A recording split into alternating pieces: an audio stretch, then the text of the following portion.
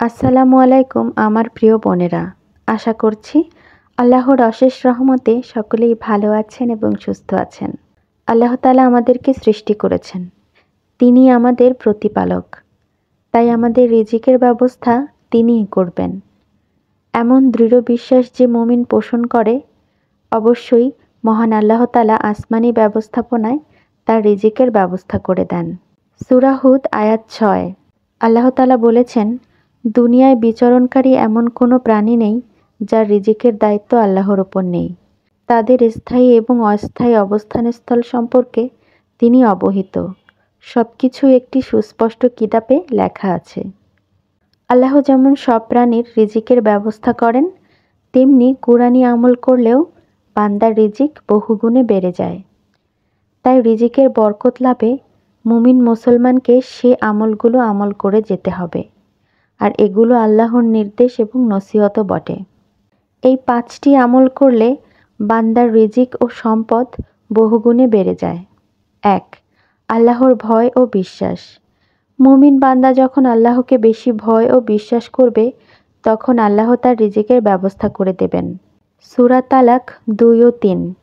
আল্লাহ তাআলা বলেন, যে আল্লাহকে ভয় করে আল্লাহ তার জন্য কোনো না কোনো পথ বের করে দেবেন, আর তাকে এমন উৎস থেকে রিজিক দেবেন যা সে ধারণাও করতে পারবে না। ২. তওবা ও ইস্তেগফার করা।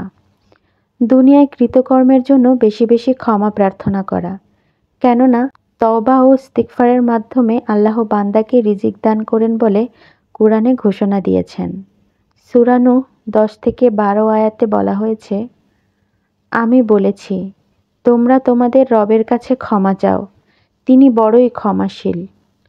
তোমরা তা করলে তিনি অজস্র ধারায় তোমাদের উপর বৃষ্টি বর্ষণ করবেন, তোমাদের ধন সম্পদ ও সন্তানাদি বাড়িয়ে দেবেন, তোমাদের জন্য বাগান সৃষ্টি করবেন এবং তোমাদের জন্য নদীনালা প্রবাহিত করবেন। ৩. তাওয়াক্কুল।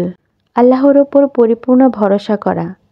যে আল্লাহর উপর পরিপূর্ণরূপে ভরসা করবে, আল্লাহ তার প্রয়োজন পূরণে যথেষ্ট, তা যে প্রয়োজনই হোক না কেন। সূরা তালাক আয়াত ৩। আল্লাহ বলেন, এবং তাকে তার ধারণা অতীত জায়গা থেকে রিজিক দেবেন। যে ব্যক্তি আল্লাহর উপর ভরসা করে তার জন্য তিনিই যথেষ্ট। আল্লাহ তার কাজ পূর্ণ করবেন। আল্লাহ সব কিছুর জন্য একটি পরিমাণ স্থির করে রেখেছেন। ৩. আত্মীয়তা বজায় রাখা। রিজিকের প্রশস্ততার জন্য অন্যতম আমল হল আত্মীয় স্বজনের সঙ্গে সুসম্পর্ক বজায় রাখা। মুসনাদে আহমদ হাদিসে এসেছে, রাসূলুল্লাহ সাল্লাল্লাহু আলাইহি সাল্লাম বলেছেন, যে ব্যক্তি পছন্দ করে যে তার বয়স বৃদ্ধি করা হোক, তার জীবিকা বৃদ্ধি করা হোক এবং জঘন্য মৃত্যু থেকে সে পরিত্রাণ পাক, তাহলে সে যেন আল্লাহকে ভয় করে এবং আত্মীয়তার বন্ধন বজায় রাখে।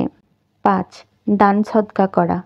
দান সহযোগিতাও আল্লাহ তাআলা বান্দার সম্পদ ও রিজিক বাড়িয়ে দেন। সূরা সাবা আয়াত ৩৯ এসেছে, আমার রব তার বান্দাদের মধ্য থেকে যাকে চান মুক্ত হস্তে রিজিক দান করেন, আর যাকে চান মাপা জোখা দেন। যা কিছু তোমরা ব্যয় করে দাও তার জায়গায় তিনি তোমাদের আরও দেন। তিনি সব রিজিকদাতার চেয়ে উত্তম রিজিকদাতা। আল্লাহ সবাইকে কুরআনি আমলে আমল করার জন্য রিজিকের প্রশস্তা বাড়ানোর তৌফিক দান করুন। অবশ্যই আমার বোনেরা, আমরা বেশি বেশি দান সদকা করব, আল্লাহকে ভয় করব, আমাদের আত্মীয় স্বজনদের সাথে ভালো সম্পর্ক বজায় রাখব, আর বেশি বেশি তওবা করব। অবশ্যই আল্লাহ তাআলা আমাদের রিজিক এবং সম্পদ বহুগুণে বাড়িয়ে দিবেন।